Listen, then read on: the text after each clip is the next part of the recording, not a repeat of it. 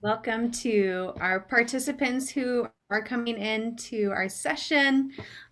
Good to see you all. As you're joining, you'll notice in the chat box we're going to try to make it a really interactive session. So go ahead and drop in the chat box and tell us how you're feeling right now in this moment. I know that some of you might have been attending sessions throughout the day, maybe working from home all day. Um, Maybe you're feeling a little bit tired. It's afternoon. Let us know how you're feeling right now in this moment. Burning out now. Yeah, maybe it's been a long day. Right. Well, thank you so much for joining and for sticking with us through the afternoon. Feeling tired? Um, I promise you we won't be talking at you the whole time. We're going to get to do a little bit of music making. So, our session is about music therapy for health and wellness through COVID-19 and beyond. Um, my name is Anna Flores, and I'm one of the board certified music therapists working for MusicWorx. MusicWorx is a music therapy agency here in San Diego that serves all different age ranges, populations, and settings. And we use music as a tool to help people with whatever needs they have. So let us know what are your needs right now? How are you feeling? And I'll pass it off to my other team members to introduce themselves. Hi, my name is Emily Nordhughes. I am also a board certified music therapist with MusicWorx. I work primarily with individuals with neurodevelopmental disorders, and I'll get into that a little bit later. Hi everyone, I'm Patty Stevener. I am from Madrid, Spain, so of course I serve a lot of our patients and clients that are Spanish speaking. I work in the medical setting at hospitals, and then I also work with older adults. So we'll be talking all about that too. Yeah, absolutely. I forgot to mention, I also work in the medical setting and hospice. So our company, we have clients that come to us, and we also provide services and have contracts with different healthcare facilities in the county. So enough of us talking for now. We're gonna get to some music. I see that you might be a little bit tired, and we can pause the screen share for now. Just take a nice tall seat in your chair, wherever you're sitting or standing. Take a deep breath and let it go. I brought with me today a drum. This is called a djembe, and it's similar to a style of Afro-Caribbean drum. It has a fun sound. Maybe you have instruments with you, maybe not, but we all have our body, a table, a cup. Find something that around you that you can turn into an instrument. And we're going to do a little bit of rhythm together. So either by tapping on your chest, tapping your knee, your foot, snapping your fingers, whatever. Find that beat. A nice steady beat. Take a deep breath in and out. In and out. Two more breaths in, out. And the last one, the biggest breath you've taken all day. Inhale and out. Good. Explore some rhythms.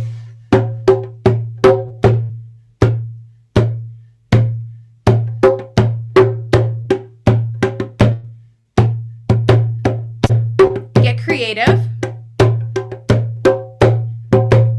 Maybe snap, clap.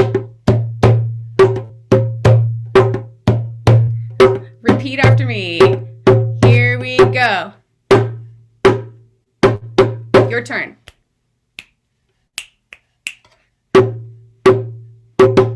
Your turn.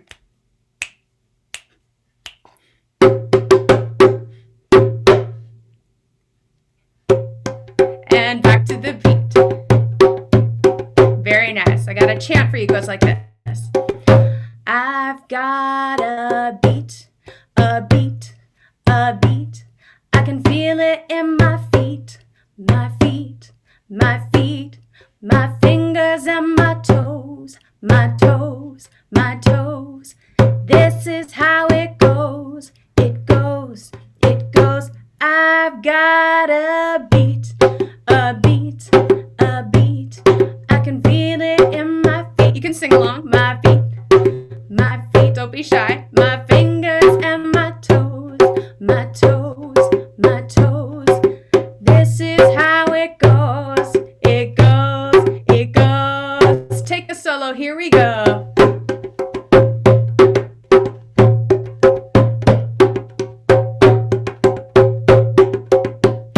I've got a beat, a beat, a beat.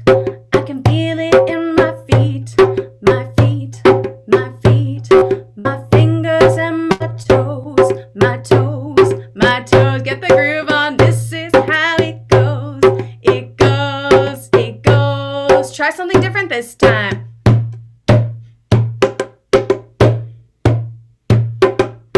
Get that rhythm in. Nice job.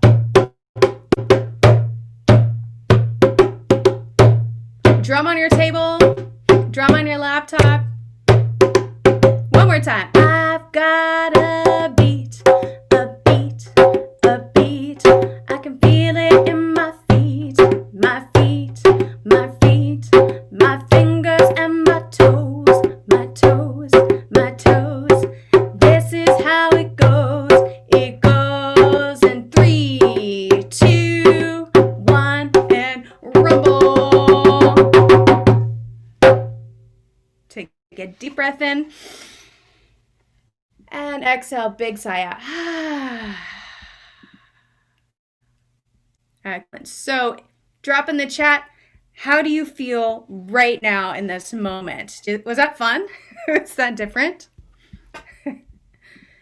So we wanted to give you a little bit of a taste of how music can be used for therapy and wellness. So how can music help with emotional, cognitive, physical, neurological needs, and more? Music is something that connects mind, body, and spirit all together. So right now, if you were drumming with us, if you were singing along with us, your body probably had this automatic response, and your brain is releasing dopamine. You're releasing serotonin. There is a flow of all these happy hormones and neurotransmitters that are associated with feelings of happiness, joy, motivation. And there's actually so much science that shows that music can have positive benefits on our physical and mental well-being, especially during this time that we're in right now. Mental health is super important. So do a quick body scan and notice if there's any changes in your physical body. Did your heart rate increase?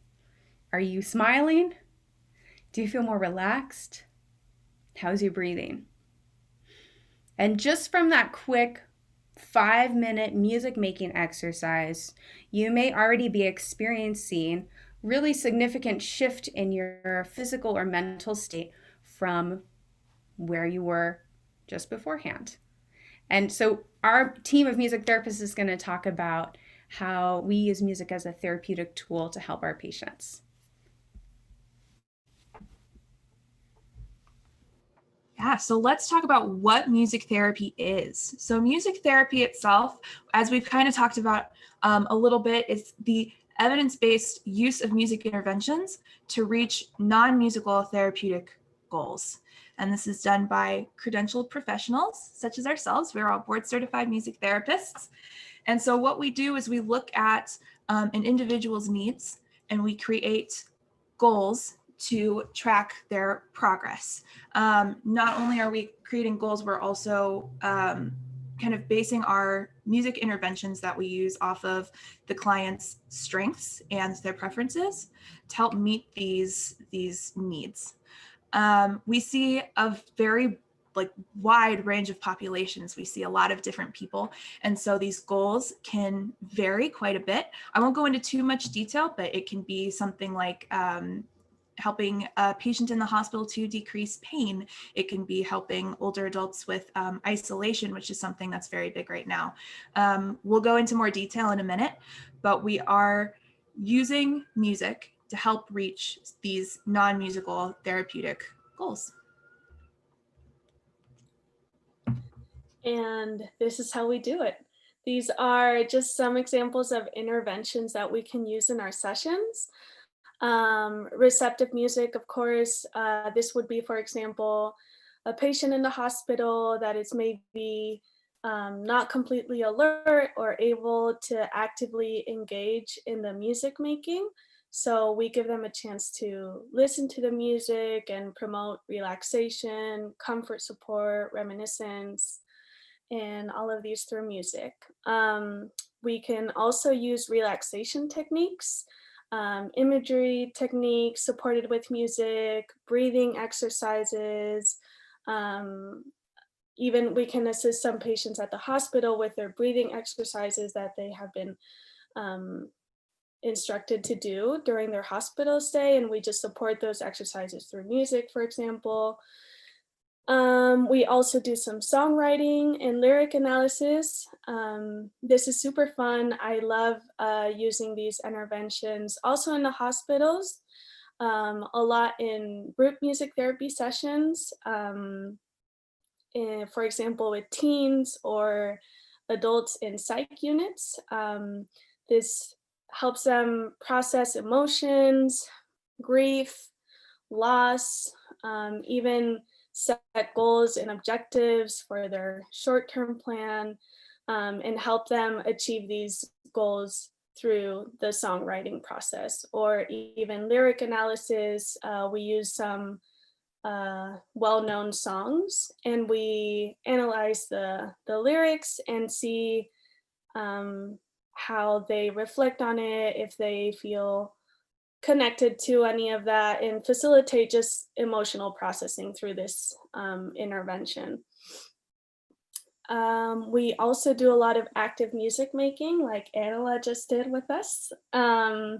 We use a lot of different instruments. For example, at the hospital, we have a whole music cart, and we have drums. We have these happy drums, which are super cute, and they sound really pretty.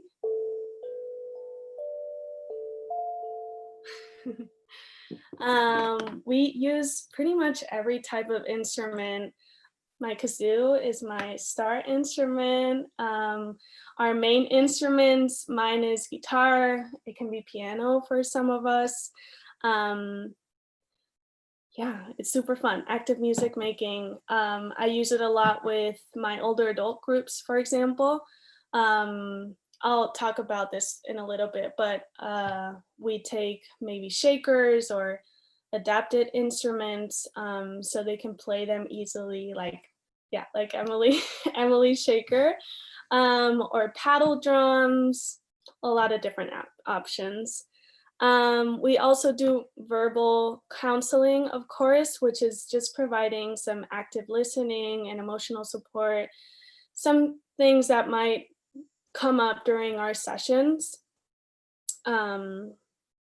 And then, of course, some movement and mobility interventions.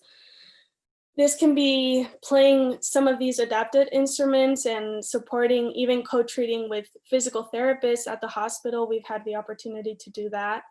And just playing different instruments and using music to achieve these mobility goals.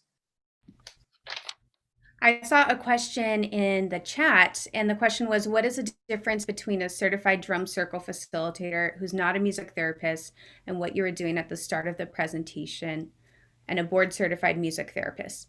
So the way that I like to think about it is the difference between someone who's doing more music wellness centered type of things, drum circle, sound healing, even maybe a volunteer musician like who might be playing harp or piano in the lobby of a hospital, is that there's a different level of training and then also different focus area.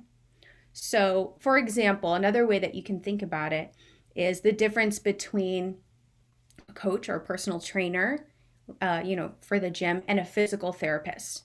They both overlap the same type of things that they're working on: physical health and wellness. But while the maybe the yoga or the aerobics instructor is providing something generally to like improve physical functioning, a physical therapist is trained in their really in-depth anatomy and physiology, and they have the training and background to prescribe specific interventions to address the individual needs of the patient. So all of us as music therapists have completed academic training and a clinical internship, and we've studied music, we've studied psychology, and we've also studied the clinical application of music for specific needs. I hope that answers your question. And feel free, anytime y'all have a question, just type it in the chat or the Q&A throughout the session. Yeah, so this picture was taken back in the middle of March. We mentioned we have a whole team of music therapists, and back in March, I'm sure we all remember, everything got very real very fast and it was very scary. And so we had a meeting at our program director's house to figure out how we could shift all of our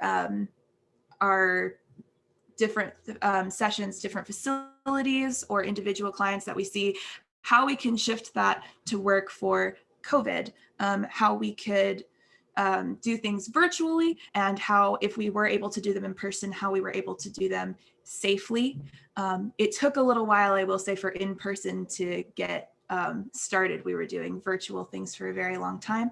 And yeah, this was the picture that we took. This is our COVID-19 response team. All right. So as we all remember, it was a very big shift and a super stressful time for everybody. So now we've kind of adapted to the new COVID normal. Right now we're all wearing PPE, we're all wearing masks. In our clinical settings, we're adapting to different PPE, such as wearing face shields when we're doing in-person sessions. Another need that has been really high is, of course, our patients and our clients, but healthcare workers have been very much overworked and had a lot of pressure. So we saw a need to support hospital staff. Telehealth music therapy was a very obvious solution, and then we found a way to do some in-person visits. We're going to talk about each of our different programs within MusicWorx and how we've changed with the times. You can go to the next slide. So this is one of my groups, Music Therapy and Parkinson's Disease. This is our Audibility program, and Audibility started a few years back, and our goal was to help people with Parkinson's to live out loud, to not be limited by their disease, but to feel empowered to communicate better, to have a good quality of life, and to enjoy music along the way. So this was our very first program that was easily transitioned online. We'd had a really good relationship with all of our clients and had seen them for many years before transitioning to telehealth. And we were a little bit wary on how it was going to be with the technology, but all of our clients adapted so quickly and so well to this new platform. And I'll tell you about one of my participants in this group. So I teach harmonica, and harmonica helps with improving respiratory health as well as oromotor function, which is something that is impaired by Parkinson's disease. and have been teaching this class for a while. One of my clients who I have seen his progression of the disease over multiple years. Once we moved on to telehealth, he was incredibly engaged, much more active, participatory, and I saw significant improvements in his outcomes. And this was because it was more accessible for him. In our normal sessions, it was really a hassle for him to get up, get out of the house, get in the car, get out of the car, come to our wellness center to participate in groups. And now he's able to just hop online and be fully present and use all of his energy there.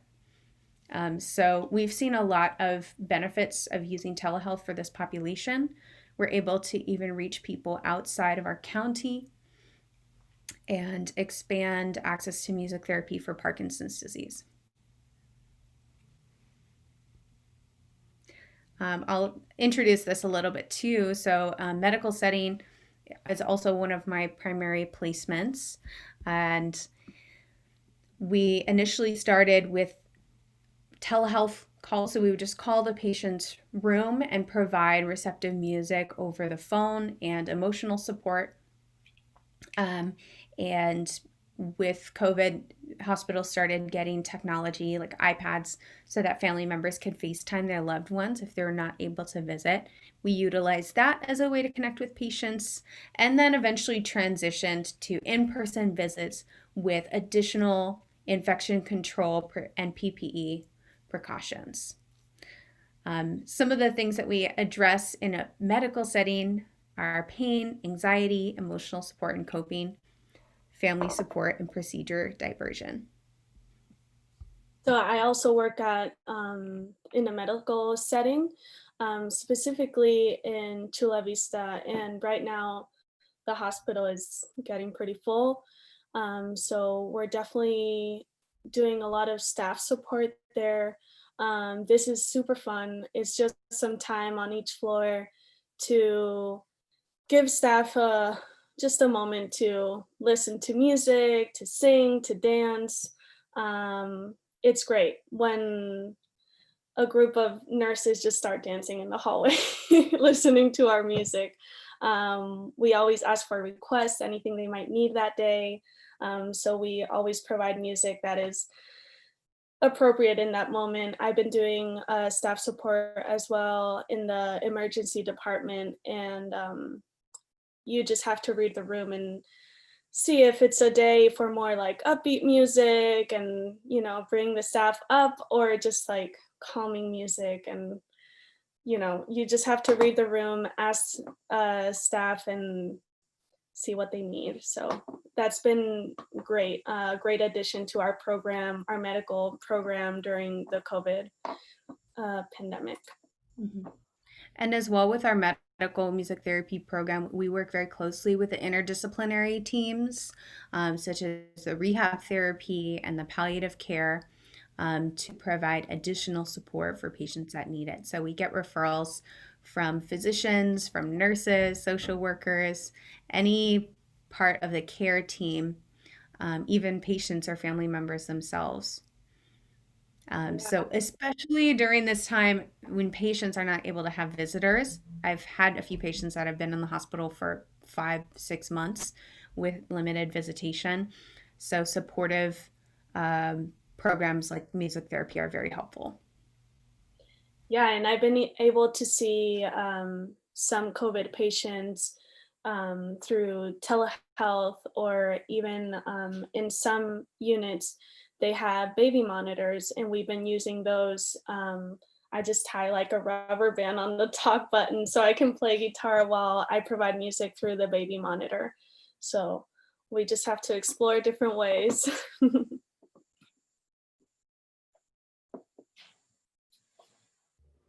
Yeah, before I move on, I see this is a really good question that I think would be good for y'all, since you're in the hospital, to answer. They're asking, how do you disinfect your guitar? Because that's a good question. We do have to disinfect all of our instruments. Do y'all want to take that? Yeah, so we have to use the Cavi wipes. They're very intense. And we make sure to have guitars that have that hard finish on them. All of our instruments are owned by our company, and they're meant for this kind of wear and tear use of in the medical setting. But so far, our instruments have held up pretty well. I would check if you have a guitar and you want to sanitize. I would check, with the guitar person to see if it's okay first.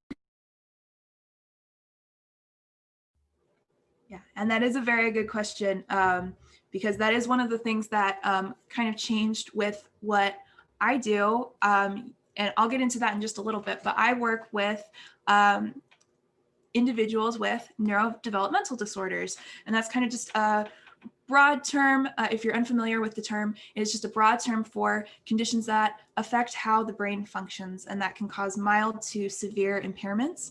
So that's going to be things like autism or Down syndrome, speech and language disorders, things like that. So I work with both children and adults with neurodevelopmental disorders.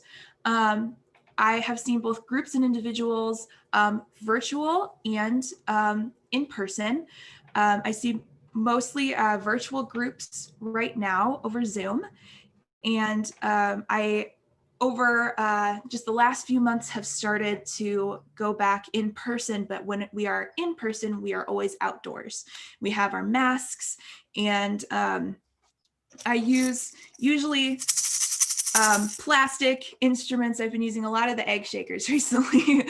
This is primarily what I use for active music making now, because we do have to disinfect everything, and that's the easiest to do. It was very important when deciding,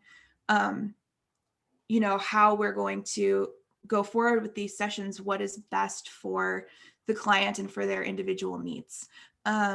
Virtual does not work for everyone. It's very difficult. It can be very hard for focus, and it can be very hard, when you're not physically present with the client. So sometimes that means that our sessions are just a little bit shorter. Sometimes I've cut them in half if I do usually an hour. If I was doing an hour in person pre-COVID, maybe we just do 30 minutes over virtual. Sometimes it's easier to do in smaller quantities. Outdoor sessions have been really fun. Everyone is distancing, everyone has to have their masks. So it's changed a little bit of what we're able to do, but not too bad. It's been really fun to be able to go back in person. But it's also very important to consider what your client has available to them, because I have a couple clients where in person was not going to work. However, they didn't have access to reliable internet or a piece of technology like a computer or an iPad to do virtual sessions. And so what I have been doing for them is I have been creating videos where I will facilitate my session, kind of similar to what Angela did for us, with a variety of different interventions. And then I burn them onto a DVD and I will deliver it to them, because that's the technology that they have available to them. And I always am sure to include instructions for caregivers on how to help the clients participate. This picture of me is pretty much what I look like every day since March. This is kind of my setup for virtual sessions. We have a lot of different goals, especially since I usually see groups. Everyone has a very wide range of abilities and strengths. And so we have a lot of different goals, including cognition, sensory motor, fine and gross motor, so playing instruments. Social and communication have been really important during COVID, since we are not able to physically be together. One of the cool things that I've been able to do is that we've been able to kind of foster connection between the clients, and not only the clients, but also clients and staff. And what I mean by that is that we have some facilities that I used to go to in person. And now, since we're not able to do that, they are all able to see each other when they come onto Zoom for music. So the staff from that facility, the staff gets to participate as well, kind of like the hospital staff. It's always really fun to see them jamming out with us as well. And we've been able to use the chat to encourage them to communicate both with me and with each other. We've been using that songwriting that Patty mentioned earlier. Like just last week, we were doing Thanksgiving, and they were helping me write a song about things that they were thankful for using the chat, which was really fun. And I always like to leave my groups going for a couple minutes after we say goodbye so that everyone is able to say hello to each other for a little bit. And it's always so awesome to see how they encourage each other, both through the chat, or they kind of wave to each other through their little boxes, which is very sweet. And so it looks a little bit different now than it did, but we are doing the best with what we have, and it's very fun. Okay. So I work with older adults. I'm the director of the gerontology program for MusicWorx. And of course, this program was deeply affected during the pandemic. As we all know, older adults have been severely affected by COVID-19, especially because of isolation. So we definitely didn't want to stop going to these facilities. We still have some facilities that are on pause, but we have more than half of the facilities we already had. We're still going to those. So the way we've adjusted, this picture is at one of our facilities that we go weekly. They are amazing, and they've been adapting to our parking lot sessions. So this is what it looks like every week. I just take an amp and a microphone with me, and they all go out to their balconies. And we've also handed out some shakers for them to keep for our weekly sessions. And they just join us to the music. I send lyrics as well that they leave at the door safely. So it's been going really well. I've also been doing patio sessions, so basically outdoor sessions for these older adult facilities. Most of them have some type of patio or parking lot or somewhere where I can just set up my amp and provide my usual group music therapy. Of course, we're not handing out instruments, which is something that I usually did before the pandemic. I brought paddle drums and shakers and the happy drum, this cute thing. But now we're focusing more on singing, also providing experiences to reminisce with the music. We've also tried the virtual setting. I have one facility where we're doing virtual sessions weekly as well, and that's been going great. They just put the Zoom call on the living room TV, and they're all there on the couch as if I were there in person. And then also another type of virtual session that we've tried is more like individual virtual sessions. And these consisted of like 5 to 10 minute sessions with residents at a rehab clinic. And it's been going really well for now. Hopefully everything stays the same during this purple tier, or even better. We're just glad to be able to keep providing music therapy to our older adults. It's so important. In my experience, I've seen decline in cognitive abilities during this pandemic because of the isolation. So I think it's very important to keep doing these activities, which are so important for our older adults, especially those who are suffering from dementia, different kinds of dementia. Patty, before you go into the next section, I wanted to answer one of these questions that was in the chat. And the question is, may any caregiver, professional or not, safely use music to benefit their cared for? Are there resources available for caregivers? I love this question. This is awesome. I'm glad that you're thinking about how you can use music. Maybe if you're a caregiver or if you know a caregiver. Absolutely. Caregivers can use music to help the receivers of their care. And I, as a music therapist, definitely were able to provide some guidance and resources. I'm going to just type in the chat. There's a link to a blog post that one of our previous interns wrote about caring for the caregiver. She created some resources for caregivers, which you can find on our music therapy education website, Music Therapy and Wellness Hub. Maybe one of our chat moderators can drop that in the chat. We have a course called Caring for the Caregivers, and it is not only a self-care course, but it has tools for caregivers to use to help the person that they're caring for. So yeah, we don't own music. Anyone can use music. The best way to go is what kind of music really, what do you notice, and what kind of music does your client respond well to? It can be a great way for diversion and relaxation. Okay, so Joyful Jingles, this is actually a program that started during the pandemic. It's part of Resounding Joy, which is our sister company. It's a nonprofit organization.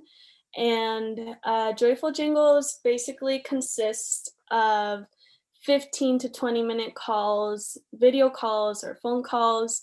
And of course, this program started as a need to prevent isolation for our older adults, to promote mood elevation, cognitive stimulation, any type of stimulation that is completely necessary for our older adults during this time.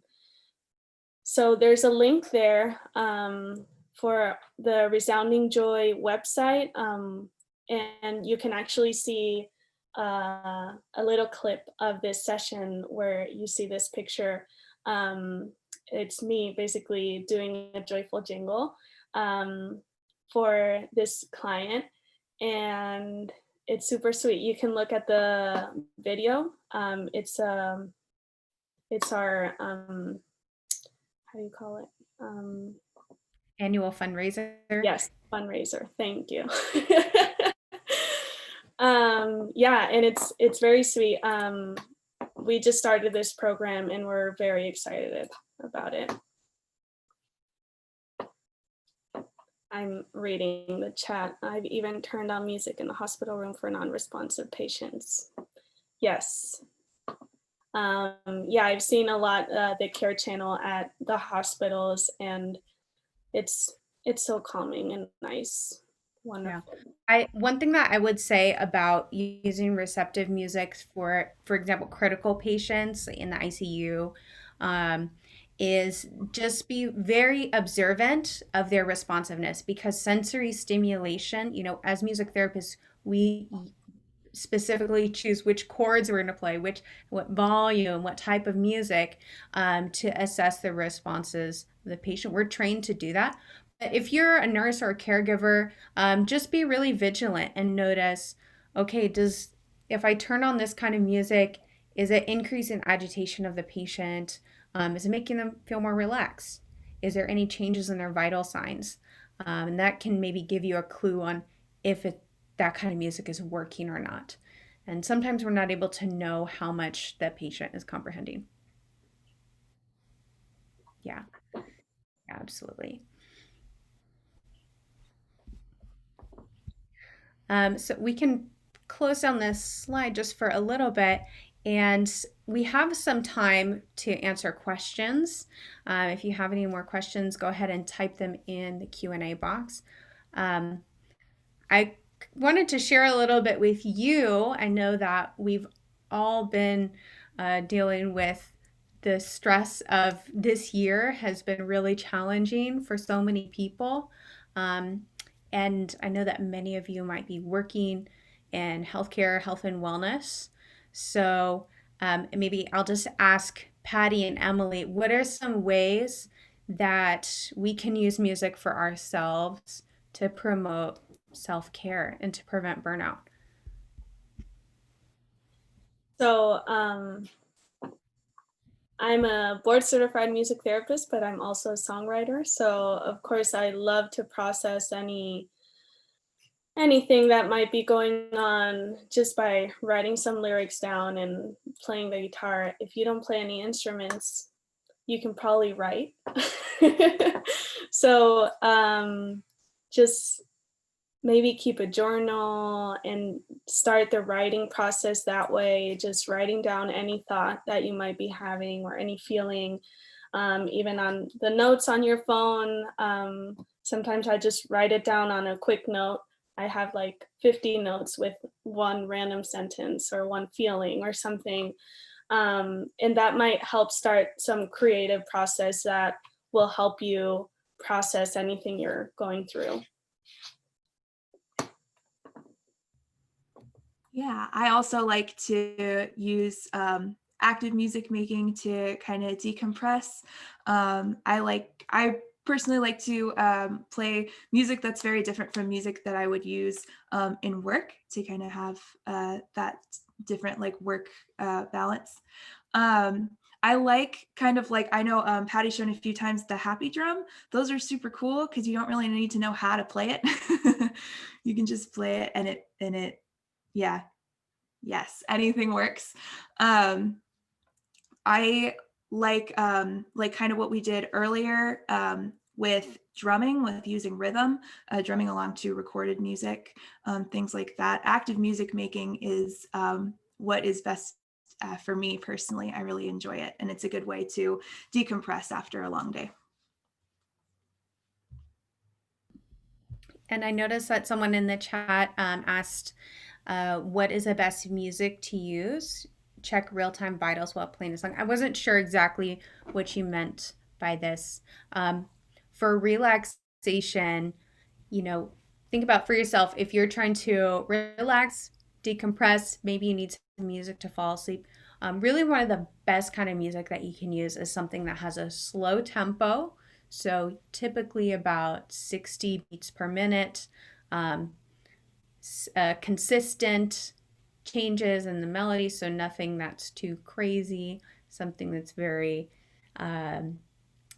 doesn't have any surprises in there or a heavy beat. And that is usually the best route to go for relaxation music. I also wanted to ask, what's the best music to use? I'm not really sure also what you mean, but as music therapists, we always use patient preferred music.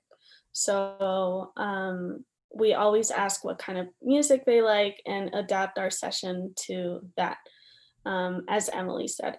So if there's a patient that's non-responsive, sometimes I ask the nurse if they know where they're from. That might give us some answers, or I check the age of the patient. That might give you some hints too. If the family is present, you can ask them, caregivers.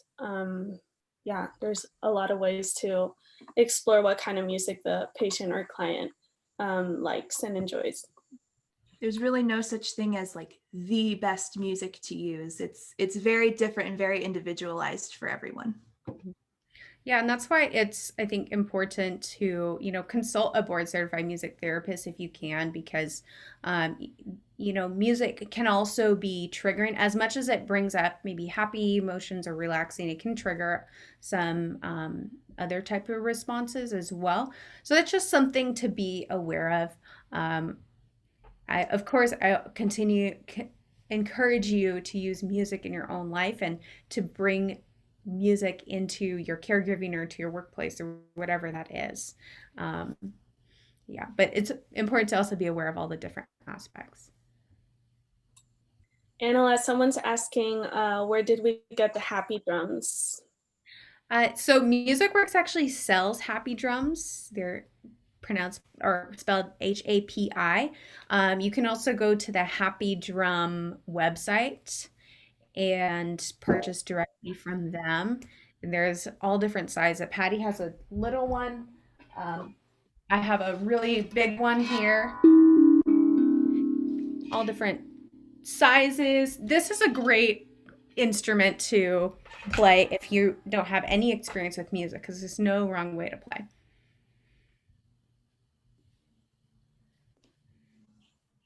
Beautiful. What other questions do we have? I'm curious to know for our participants, um, how do you use music in your daily life? What are some ways that you use music for wellness, maybe to relax?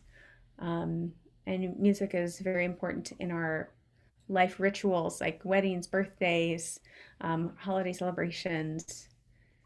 Every store you're walking into right now is playing holiday music right now during this season. So it's a really very present and very important in our culture. All right. We still have some time. I would like to do a little bit of receptive music. Is that okay? Unless one of you want to do it. I have my guitar with me.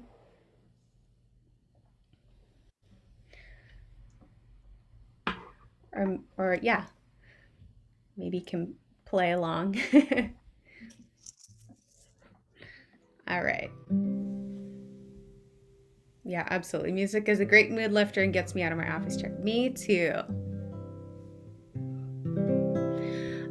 So we'll just do a little bit of relaxation, a couple deep breaths. So while you listen to the music, see if you can tune in your breathing to the music.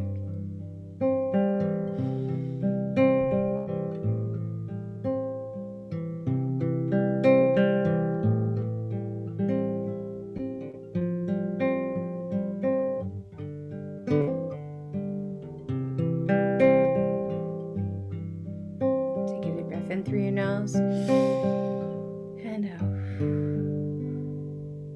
In and out. In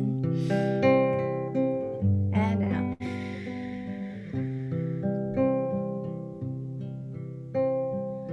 Breathe it in, let it out. Breathe in and let it go. Breathe it in, let it out. Breathe in and let it go.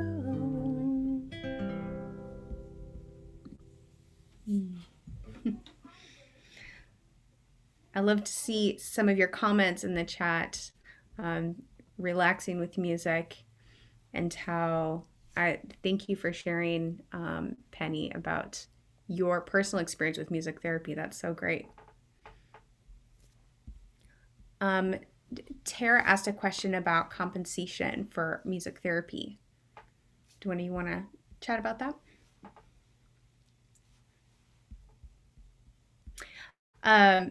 So depending on where our clients come from, so that we have some private clients that get individual service directly from us, and so it's private pay system. For facilities, we have contracts with hospital systems, hospice facilities, community organizations, and so we will charge an hourly rate depending on what types of services we're providing there. And their funding might come from a grant. They might have a budget for music therapy. So yeah, we usually charge hourly, and sometimes we'll do events and that type of thing if we're asked to do it like a more wellness centered type of event. Yeah. Do health insurances cover music therapy? In some states and for some companies, yes. It's not all inclusive yet. We're in the process of getting there. We are not able to accept insurance for our company right now, but we can do the flex spend. We can accept flex spending program or yeah, the FSA. Um, so yeah, I hope that answers the question. Mm-hmm. There's also the question of the terms receptive music versus active music. So the difference is like thinking of what we did at the beginning versus what we just did right now. What we just did right now was receptive because you are listening. Active is when you are actively engaging and making music with us. So that would be active music making. And like when you are sitting and listening to music, or when you're like maybe listening to music in your car or something like that, that is receptive music. Mm-hmm. Yeah. Even though receptive music, I would say is really active because whenever I do receptive interventions, I always encourage the patient to actively listen, to visualize something, to be prepared to discuss the lyrics of a song. You're And breathing. then, yeah, breathing. Another question was you have to be licensed in each state you serve. So the board certification for music therapists is a national organization. So to practice as a music therapist in the United States, you have to be board certified. In the state of California, we currently have title protection. So if a company hires a music therapist with a music therapy title, they have to be board certified and with the proper training. And there are certain states like Nevada and I can't remember all of the states. I think maybe Select states have a licensure program in addition to credentials. Is music therapy covered for VA Medical Center patients? So our partner organization, Resounding Joy, has a program called Semper Sound that is a military music therapy program. And for Resounding Joy, separate organization it's a nonprofit organization. It's all of our programs funded by grants, private donors. We have government funding, and then we also have some private pay clients. We have more community-based music therapy programs for veterans and active duty military. We've had some groups at the VA Medical Center with the rehabilitation program. Yeah, that's a great question.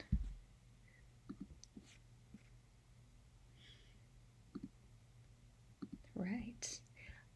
Any other questions, or what do you want to know about music therapy or about what we do?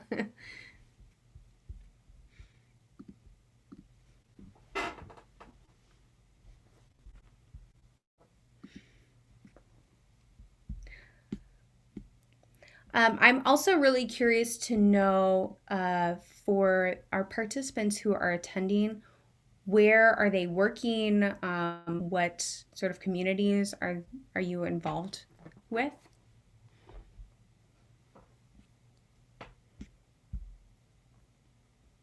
What organizations are you part of?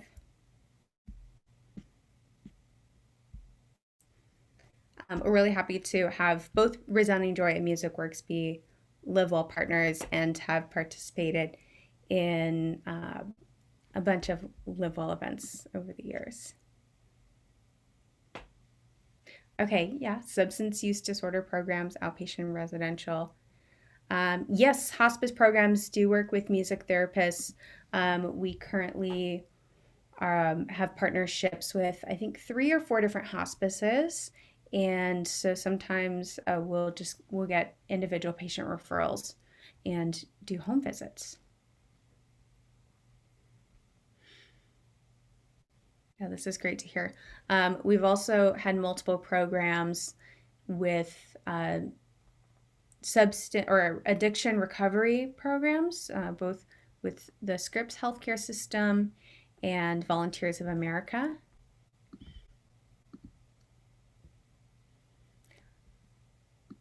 Here's a good question. Maybe Patty or Emily can answer this one.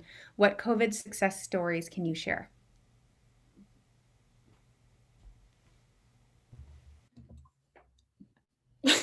Go ahead, Patty. The picture I shared on the slide is one of my favorite stories. One of our older adult facilities. It's facility from the Salvation Army. So they're all independent adults. And it's just been such a rewarding experience to continue our music therapy sessions, even from the parking lot, and see them all every Monday morning going on their balconies and just see them with a smile on their faces because they're going through so much isolation right now. And I can't even imagine what they're going through. A lot of those live alone in those apartments. So it's really a great chance for them to get out in the sun, in their balconies, say hi to their neighbors from their balcony. And it's just a wonderful experience. Yeah, earlier in the year, I was able to go to one of the parking lot sessions, and it was so much fun. It was so cool.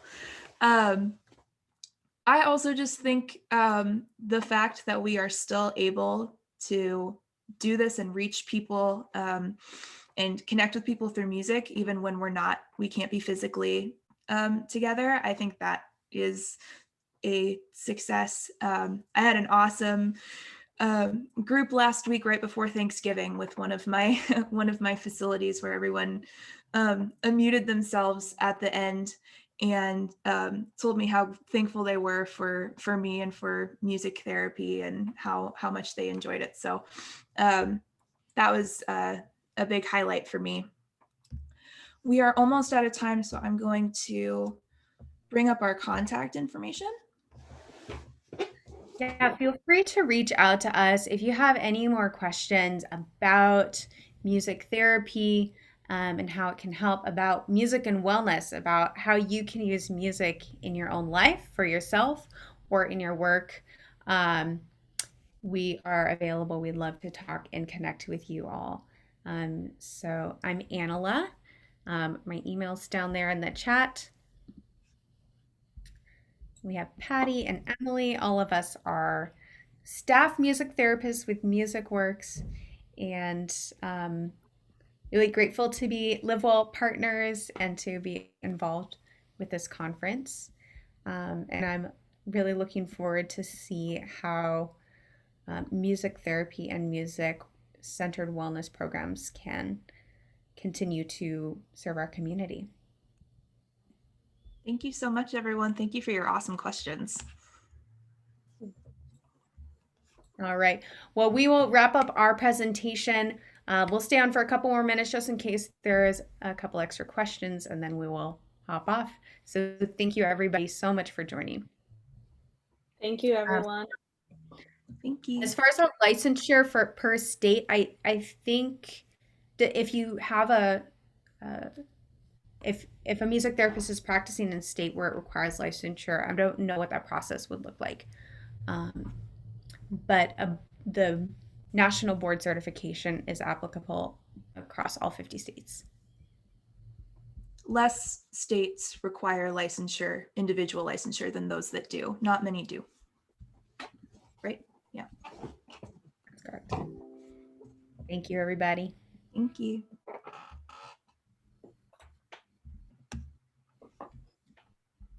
Have a wonderful rest of your day.